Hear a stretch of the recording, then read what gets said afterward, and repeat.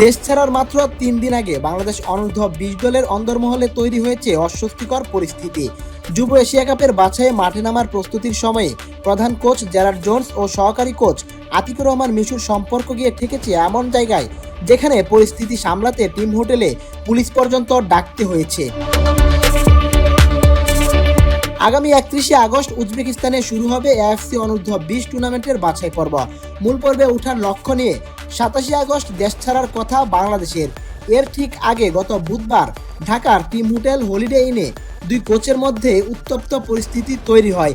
কথা কাটাকাটির এক পর্যায়ে দুজনের মধ্যে ধাক্কাধাক্কি হয়েছে বলে দলের সঙ্গে থাকা একাধিক ব্যক্তির কাছ থেকে জানা গেছে। পরে জেরার্ড জোন্স জরুরি নম্বর 999-এ ফোন করলে হোটেলে পুলিশ আসে। ঘটনার পর থেকে দুই কোচ একে অপরকে এড়িয়ে চলছেন। এমনকি জেরার্ড জোন্স সহকারী কোচ মিশুকে উজবেকিস্তান সফরে নিতে আগ্রহী নন বলেও দলের ভেতরে আলোচনা চলছে। তবে এ বিষয়ে দুই কোচের কারো বক্তব্য পাওয়া যায়নি। তবে দলের ক্যাম্পে কোচদের দ্বন্দ্বের ঘটনা এটি প্রথম নয়।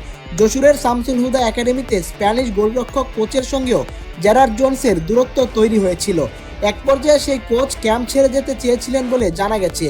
পরে অবশ্য পরিস্থিতি স্বাভাবিক হয়। দলের সঙ্গে থাকা চিকিৎসকের সঙ্গেও জেরার্ড জোন্সের আচরণ নিয়ে অসন্তোষ তৈরি হয়েছিল।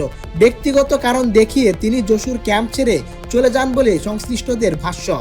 সব মিলিয়ে উজবেকিস্তান সফরের আগে মাঠের বাইরের এই অস্বস্তি এখন বাংলাদেশ অনূর্ধ্ব-20 দলের জন্য বড় চিন্তার কারণ গুরুত্বপূর্ণ বাছাইয়ে সাফল্য পেতে মাঠের লড়াইয়ের পাশাপাশি কোচিং স্টাফদের সমন্বয়ও সমান জরুরি।